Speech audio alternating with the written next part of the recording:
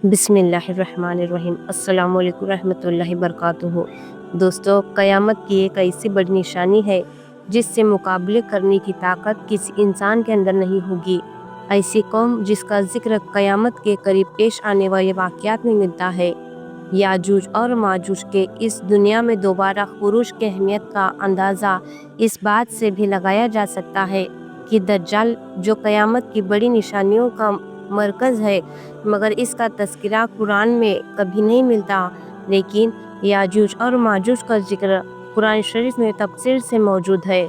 दोस्तों, अब्बाबुन्नास में इस कौम के बारे में बहुत से मुख्तलिफ ख़यालात पाए जाते हैं, मगर ज़्यादातर लोग इनकी हकीकत से बेखबर हैं। याजूज और माजूज कैसे दिखते हैं और ये किस शक्ल सूरत के होंगे? वो कौन सी दीवार है जिसके पीछे याजूज और माजूज कैद हैं, और वह इस दीवार में कितना सुराख कर चुके हैं? ये सारी बातें आज की इस वीडियो में आपको हम बताएंगे, तो आपसे गुजारिश है कि इस वीडियो को पूरा देखें। दोस्तों, ज़माना कदीम में बहुत सी कौमें गुजरी हैं जो जुल्म ज़ाबरियत में अपनी मिसाल खुद थी, और उनकी ताकत और दहशत की बिना पर हर तरफ उन्हीं का सिक्का चलता था। ऐसी एक कौम याजूज और माजूज की भी थी। जुल्म ज़ाबरियत की दास्तान रकम करती है। ये कौम कोई और मखलूक नहीं बल्कि हज़रत आदम अलैहिस्सलाम ही की औलाद थी। बाज़ मुफर्रिकीन के मुताबिक ये कौम हज़रत नूह अलैहिस्सलाम और आपकी औलाद में से है। हज़रत नूह अलैहिस्सलाम के 3 बेटे थे, जिनमें से एक का नाम याफिश था। याफिश के 12 बेटे थे, और उनमें से 2 का नाम याजूज और माजूज था। इन्हीं से इनकी नस्लें आगे चली। दोस्तों, इसके अलावा याजूज और माजूज के साथ ही जो अहम नाम ज़ेरे तज़किरा आता है, वो हज़रत ज़ुल्करनैन का है। दोस्तों, हज़रत ज़ुल्करनैन के बारे में कहा जाता है कि ये कोई नबी नहीं बल्कि अल्लाह ताला के एक नेक बुजुर्ग बंदे और बादशाह थे, जिनको ज़ुल्करनैन का लक़ब चंद वजूहात की बिना पर दिया गया। एक तो ये कि वो ज़मीन की जो 2 इंतहाओं में सफ़र किया करते थे, यानी मशरिक़ और मगरिब के दरमियान, और कुछ लोगों के मुताबिक उन्हें यह नाम रोम और पेरिस का हुक्मरानी की वजह से अता किया गया। बहादुर और ताकतवर बादशाह के होने के नाते दुनिया भर के बादशाह इनके ताबे थे, और उनके खलील भाई यानी हज़रत खिज़र अलैहिस्सलाम इनकी ख़ास वज़ीर थे। दोस्तों, हज़रत ज़ुल्करनैन अक्सर हालत सफ़र में रहते थे। इसी दौरान वो ऐसी सल्तनत में पहुँचे जहाँ तुर्क आबाद थे। ये सल्तनत आर्मीनिया और अज़रबैजान की सरहद के करीब मौजूद थी। वहाँ 2 पहाड़ों के बीच एक जगह थी जिसमें एक कौम आबाद थी जो तुर्कों का कत्लेआम किया करती थी, और अपनी सरकशी और फितना अंगेज़ी की वजह से बेहद मशहूर थी। ये कौम हर तरह की बुराइयों का मजमुआ थी और इंतहाई ताकतवर कौम थी, जिससे मुकाबला करना किसी के बस की बात नहीं थी।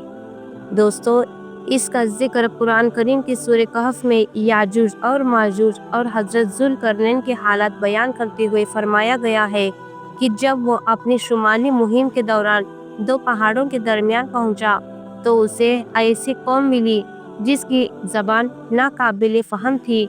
जब तर्जुमान के ज़रिए गुफ्तगू हुई, तो उन्होंने अर्ज़ किया कि याजूज और माजूज इस मुल्क के बड़े फसादी हैं। अगर आप इनके और हमारे बीच में एक दीवार खड़ी कर दे, तो हम आपके लिए खर्च का इंतज़ाम करेंगे। दोस्तों, हज़रत ज़ुल्करनैन ने बगैर किसी खर्च का या मुआवजे के सिर्फ सवाब की नीयत से इस काम को करने की रजामंदी जाहिर कर दी, और उन पहाड़ों के दरमियान लोहे और पिघले हुए तांबे की एक मजबूत दीवार खड़ी कर दी, जिससे वक्ती तौर पर याजूज और माजूज का फितना दब गया। और जब ये दीवार तामीर हो गई, तो हज़रत ज़ुल्करनैन ने अल्लाह ताला का शुक्र अदा किया, और साथ ही लोगों को ये बता भी दिया कि अगर ये दीवार मजबूत है, मगर ये हमेशा के लिए नहीं है। जब उस रब का हुक्म होगा, तो ये दीवार खुल जाएगी। सही बुखारी हदीस में हज़रत नबी करीम मोहम्मद मुस्तफ़ा सल्लल्लाहु तआला अलैहि वसल्लम ने इस दीवार में थोड़े से सुराख को फिकने के करीब होने से ताबीर फरमाया था। एक और हदीस में आता है कि याजूज और माजूज हर रोज इस दीवार को तोड़ते हैं और कल के लिए छोड़ देते हैं।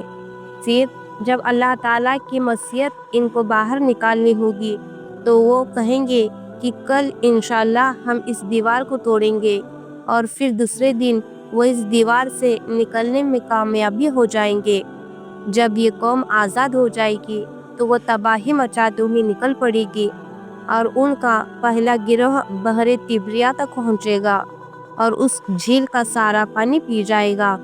इस तरह जब आखिरी गिरोह वहां पहुंचेगा तो वह हैरान होकर कहेगा कि यहाँ कभी पानी हुआ करता था।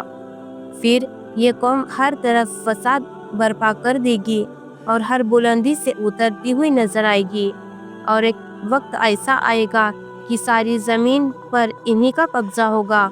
जब ये कौम यरूशलेम की पहाड़ी पर पहुंचेगी तो कहेगी, अब तमाम जमीन पर हमारा कब्जा है, और आसमान की तरफ तीर बरसाना शुरू कर देगी और वो तीर खून से रंगे हुए वापस लौटे होंगे। दोस्तों, हज़रत मोहम्मद मुस्तफ़ा सल्लल्लाहु ताला अलैहि वसल्लम ने उनका हुलिया बताया कि इनके कद छोटे होंगे और चेहरे चौड़े चौड़े होंगे और आंखें छोटी सी होंगी। फिर हज़रत ईसा अलैहिस्सलाम को अल्लाह रब्बुल इज़्ज़त ने इरशाद फरमाएंगे कि वो मुसलमानों को दूर की तरफ जमा कर ले, क्योंकि याजूज और माजूज का मुकाबला किसी के बस में न होगा। हज़रत ईसा अलैहिस्सलाम और उनके साथी उस वक्त ऐसी जगह खड़े होंगे जहां खाने पीने की सख्त कमी होगी। दोस्तों, फिर लोगों की दरख्वास्त पर हज़रत ईसा अलैहिस्सलाम अल्लाह ताला से दुआ फरमाएंगे। अल्लाह ताला उनकी गर्दन और कानों में कीड़े पैदा फरमाएंगे और वो सब उनसे हलाक हो जाएंगे, और आलम ये होगा कि हर तरफ उन्हीं की लाशें बिखरी पड़ी होंगी। फिर अल्लाह रब्बुल आलमीन खास किस्म के परिंदों को मुकर्रर करेंगे जिनकी गर्दन ऊँटों की तरह होगी, और वो उनकी लाशों को उठाकर उस जगह ले जाएंगे जहाँ पर अल्लाह ताला का हुक्म होगा। दोस्तों, फिर तेज बारिश होगी जो सारी ज़मीन को साफ कर देगी और हर तरफ हरियाली और खुशहाली होगी, और इस तरह याजूज और माजूज का इस दुनिया से खात्मा हो जाएगा। दोस्तों, हमें उम्मीद है कि याजूज और माजूज के बारे में आपको ये वीडियो पसंद आई होगी। इसे अपने तमाम दोस्तों में ज़्यादा से ज़्यादा शेयर करें और हमारे चैनल को सब्सक्राइब करें। अस्सलामु अलैकुम रहमतुल्लाहि व बरकातुहू।